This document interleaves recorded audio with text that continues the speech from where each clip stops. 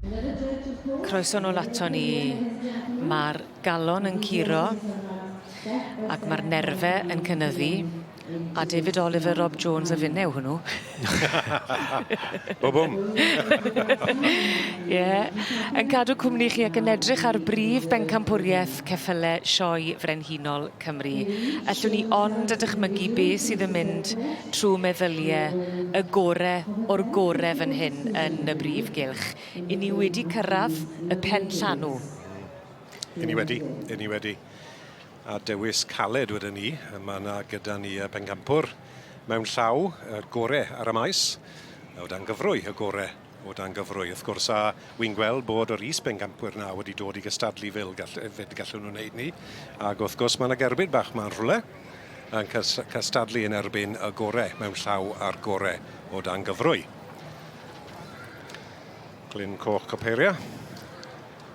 Gaseg fagu o frydfa Glyn Coch. Ac Adrian Bowen yn dangos nad oes dim byd yn mynd i rwystro fe rhag dod yma i'r prif gylch. Ar ôl anaf, chwarae teg, a mi oedd hi werth y siwrne. Tybed pa mor bell eiff y daith. Un cam sydd i fynd yn y fe, ond dyma hi dewis y beirniad Martin Davies fel y gorau mewn llaw ar y maes y flwyddyn hyn, ac wrth gwrs wedyn yn cynheiddi i fynd i'r sioe Ceffylau flwyddyn wrth ennill y gystadleuaeth ni. A mae hon yn mynd eto. Yndw i. A mae pawb yn enjoyo gweld i wrth y sŵn yma. Odi mae yn mynd eto. Dyna'r geiriau ynddo fe. Dyw i ddim wedi ffeili mynd. Mae pobl wedi cwmpo mewn cariad â hi.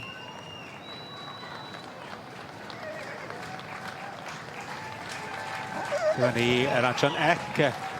Enillydd yr is-bencampwriaeth yn cystadleuaeth mewn llaw. Yn brigfa Menai. Menai Curioso, hiwi. Seg fagu. Dyma ni. Wedi ennill pencampwriaeth gyrru. Anfield the cheerleader. A fy nes di a fi, Rob, fwynhau y bencampwriaeth yma yn gynharach yn do ac yn timlo y seiliau yn siglo. Ond mae yn olygfa. Odi mae. Llich atgoffa chi, mae'r enillwyr yma, y gwahanol bencampwriaethau yn dod nôl at ei gilydd ac yn gobeithio cipio Prif Bencampwriaeth Ceffylau Sioe Frenhinol Cymru. Is-bencampwr y gystadleuaeth yn dewis y gorau o dan gyfrwy, Real Steel, Bobby Thomas ar y gefen, ond is-bencampwr oedd i adran A bach. Yr adran mae hwn wedi dod i'r gystadleuaeth trwy yw yr cobyn Saesneg o dan gyfrwy. Show cobs, fel ni'n gweud yn Saesneg. Terry Court. Terry Court y beirniad, mae hwn yn enwog iawn yn y byd y gymdeithas Cymraeg am y gwaith mae fe wedi wneud. Gyda'r arwerthiannau ystalwm. Oedd Terry'n gweithio i Broadwell sgynt. Ac o'n nhw'n bartners mawr gyda'r cymdeithas a wedi wneud tipyn o wahaniaeth yn bob arwerthiant. Mae e'n gymeriad.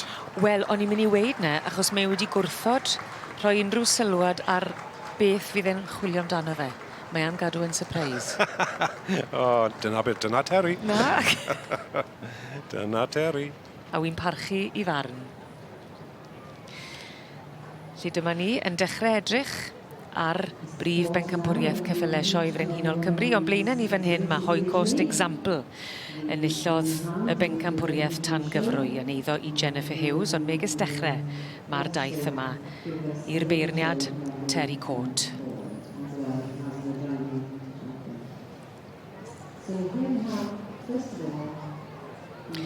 Wel, fe ddechreuon ni yng ngwen yr haul yma yn 2026 yn Llanelwedd ac i ni'n gorffen hefyd. Ac mae'n sicr yn destun llawenydd edrych ar y creaduriaid bendigedig o'n blaenau ni fan hyn ym Mhrif Bencampwriaeth Ceffylau Sioe Frenhinol Cymru. Y mwynhau'r olygfa wrth yn ochr i mae Rob Jones a David Oliver, a dyma lle fyddwn ni'n gweld coroni ceffyl gorau'r sioe. A mae yna dipyn o sioe o flaen i fan hyn. Mae pob un o'r rhain sydd yn cystadlu wrth gwrs yn anifeiliaid sydd wedi ennill, ond maen nhw'n hyfryd. Mae yna patrwm, mae yna safon yma, Rob. Wel, o'n i'n y ddoi gystadleuaeth mewn llaw a dangyfrwy. Gallai ti wedi bwynto am unrhyw un o'n nhw mewn ffordd, ond dewis wrth rhaid wneud. A dyma dewis Martin Davies, beirniad y gorau mewn llaw. Yn coch copeira. Beth oedd y geiriau, David, wedes ti? Cadw i fynd neu rhywbeth? Mae'n fynd unrhyw beth Mynd eto. o hyd. Mynd o hyd. Sa'n ni'n dod nôl bore fori, byddai still yn mynd. Caseg fagu o frydfa Glyn Coch. Ni'n gweld yr olygfa o bell. Terry Court, dyna beth yw gymeriad. Beth wedes ti yn gynharach? Fe nath e wrthod datgelu unrhyw beth am beth i ddechwilio amdano. Mae'r holl beth yn gyfrinach. Pidwch o gofyn unrhyw gwestiynau na i ddim ateb. Mae'n deall bod rhaid penderfynu a dangos beth mae wedi, beth mae wedi dewis, yn diwe? A lle ddim gadael y cylch heb gweud dim byd. Gewn i'r ateb yn y man. Yn y post. Ie. Dyma'r pencampwr yr adran ec. Menai Curiosa, berchnogaeth briffa Menai. Ac hon oedd is-bencampwr mewn llaw y sioe ac wrth gwrs yn ar hawl i ddod nôl i gystadlu. Caseg hun fagu wedes ti yn yr adran ca. Mae'n disgwyl gweddol ifanc. Yn dichwan y teg. Mae wedi cael ei dangos o blaen yn diwy. Mae'n disgwyl yn ar y top ar y diwrnod. Chyfle i Terry Court i feirniadu yn unigol. A beth sy'n ddifyr, dyma'r tro cynta iddo fe weld. Mor agos. Ie, fe fydd i. Terry wrth gwrs wedi cael digon o'r adrannau Cymraeg trwy'r blynydde, trwy rheoli yr arweithiant Brightwells, yn dyfe? Yn Heion Y, dim yn Heion Y, yn Hereford fel oedd. Bydd e wedi gweld y gorau yn trwy'r cylch na. Dyma ni Anfield the Cheerleader. Enillodd y bencampwriaeth gyrru ac o achos ni wedi cael dod nôl i gystadlu. A hwn yn un, oedd wedi cael dipyn o clog yn pobl y gyrru ddoe.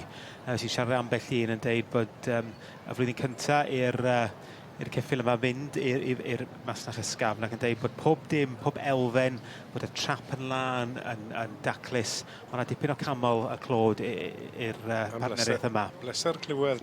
Wyt ti'n iawn drych ar y bag bwyd sy'n tu ôl yr cerbyd. Dwi'n gallu gweld mae'r lleder ar y diwedd wedi cael tyn bach o bolish fyd. O'n i'n gweld rhai eraill ddim wedi mynd i'r manylion na. O'r yma fe'n berffaith. A'r gwaith sydd i gyflwyno y ceffyl, y cerbyd, mae cymaint o wahanol elfennau yn dos. Dwi'n siŵr bod sawl cerbyd wedi gorfod teithio fyny i'r sioe ac wrth gwrs rhain o de ddwyrain Lloegr. Ac dwi'n siŵr bod yn dipyn o dasg iddyn nhw gael yma. Diolch yn hobi rhad, sy'n ni'n dweud. Na, wyt ti'n ffili dreifo'r ceffyl a'r cerbyd i'r maes, ti'n deall ni, Elen? Fi yn deall. Bydden nhw wedi byddefnos yn dod yma. Ond mae gran, drych ar y bwced, mae sglein yn hwnna fyd. Ac ni'n gweld Anfield the Cheerleader yn ein pasio ni fan hyn yn y brif eisteddle ac yn mynd yn fendigedig ac yn dipyn o ffefryn gyda'r dorf mae hefyd. A'r cam sydd fyna, fi'n cymeryd y geiriau yn ôl bydd i wythnos yn gyrraedd yma. Sef e'n goffa i defnyddio drad i ddod yna. Hoi Coast example. Dyma poni adran A sydd wedi dod i'r gystadleuaeth trwy ponis mynydd mewn ffordd o dangyfrwy adran A. Wedi bod yn bencampwr yn cylch y cyffylau ac wrth gwrs, fel welon ni gynharach, wedi bod yn brif bencampwr yr anifeiliaid o dangyfrwy fyd. Mae hwn yn anifel sydd wedi bod yn gwneud tipyn bach o waith yn diwe dros y blynydde. Fi'n cofio fe'n fel march neu ebol ifanc mewn llaw, ond mae wedi mynd ymlaen i gynnig tipyn o waith i sawl person ar ei gefennau. Yn eiddo i Jennifer Hughes. Arinus Hoic sydd wedi magu fe o'r iseldiroedd. Wy'n siŵr fe gath hwn i fagu yn yr iseldiroedd. Arinus wedi symud i ffarm ger Llanelwedd fan hyn. Dyna'r pasiwn oedd gyda fe am yr adran a'r sioe hyn fyd. Ac pan oedd e wedi bennu gweithio, oedd e'n meddwl dod draw fan hyn I fyw, a dyna beth nath e. Mwynhau y bywyd a'r byd merlod Cymraeg. A mae hwnna yn brawf, yn dywe? Ydy. Bod e wedi cwmpo am y gwad Cymraeg. Ydy. A wi ddim yn siŵr pwy oedran yw'r poni bach hyn. Dyw e ddim yn ifanc, mae'r rhai gweud, ond mae fe'n disgwyl yn bictiwr I feddwl y malltyrau mae hwn wedi trafeilu yn ei fywyd.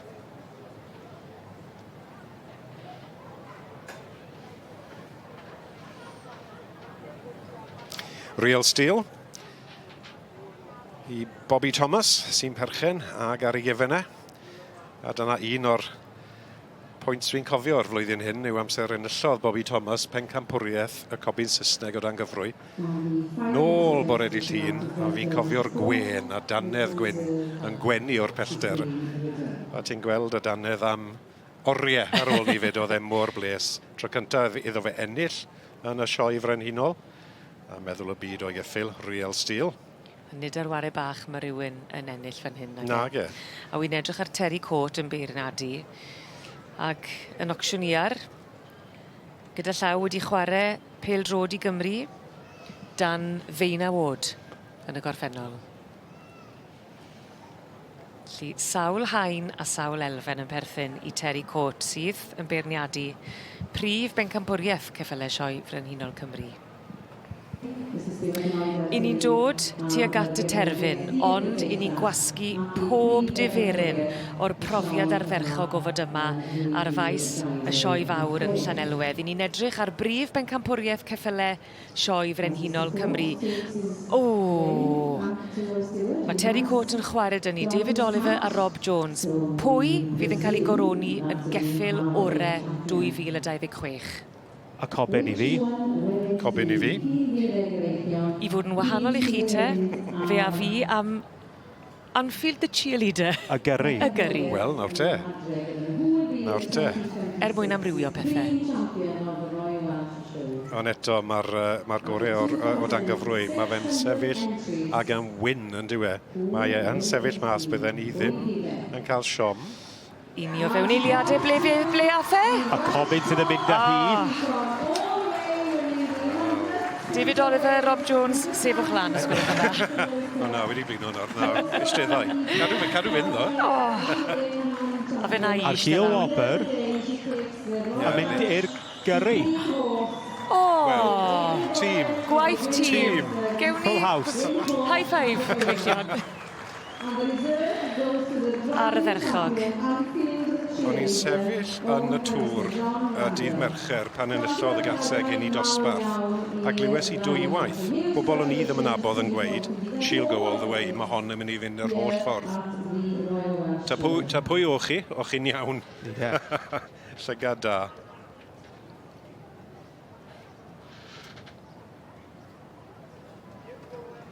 Adrian Bowen wrth gwrs. A dipyn o dipyn o gamp, really, gan bod yma wedi anafu hi'n wythnos diwetha wedi cael triniaeth ar ei llaw.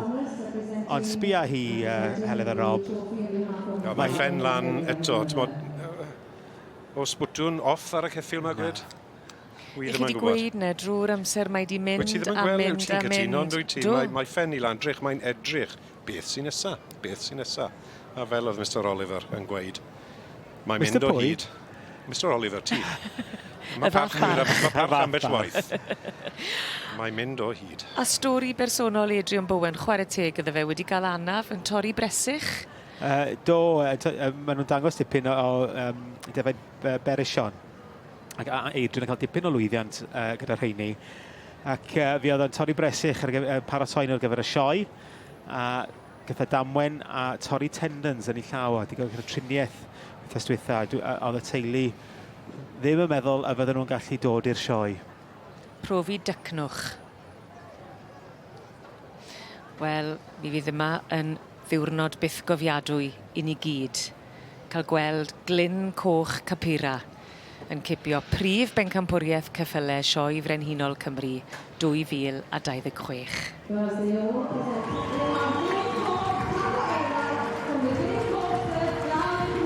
Mae na ambell eiliad yn aros yn y cof am byth, a dyma eiliad i'w thrysori I frydfa Glyn Coch, ac yn enwedig Adrian Bowen yn dangos pleser cyflwyno enillydd Prif Bencampwriaeth Ceffylau Y Sioe Frenhinol Cymru 2026, y gaseg fagu o adran dy Glyn Coch Capira.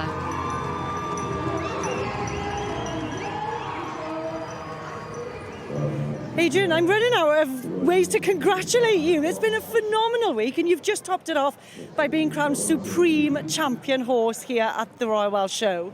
Amazing, just totally amazing. Say thank you to everybody here, all the family, Nathan on the foal, and just everybody that's helped out this week and behind the scenes. Without everybody, you just can't do it. It has been a massive team effort, hasn't it? With you being injured last week, you weren't sure if you could make it to the show, and it's been a phenomenal week. There are no words. Like, it's stuff dreams are made of. We woke up this morning and we said, sorry, did that even happen? And to even do this today now, it's not going to sink in for a while, and it's just incredible. I think we're going to have a few mornings, aren't we, where you all wake up and you go, did that happen? You'll have to watch it back. A lot of mornings. Alan, of course, you're always behind the scenes. You don't like being in front here, but how proud are you of them today? Proud, very proud. You can't be better. And Jan, you were screaming and shouting. I don't think I've ever seen you jump so high off the floor. No, I was absolutely delighted. As everyone says, words are a dream come true. But without the help, without the support of others, we wouldn't be standing here this week. It's been a manic week. And a big credit's got to go to Nathan, who handles the foal and the horse. Well, it does take a team effort. You did win this 19 years ago with Glyn Coch Hyfryd. Does the feeling ever die off? It never dies off. The first time it happened, it's all a blur. I think like this time now, you don't expect it a second time, but you let it sink in this time. Make the most of it, because it just doesn't come round. Well, you guys are up on cloud 9. Stay there as long as you like. Enjoy every second. Llongyfarchiadau mawr iawn I chi. Thank you.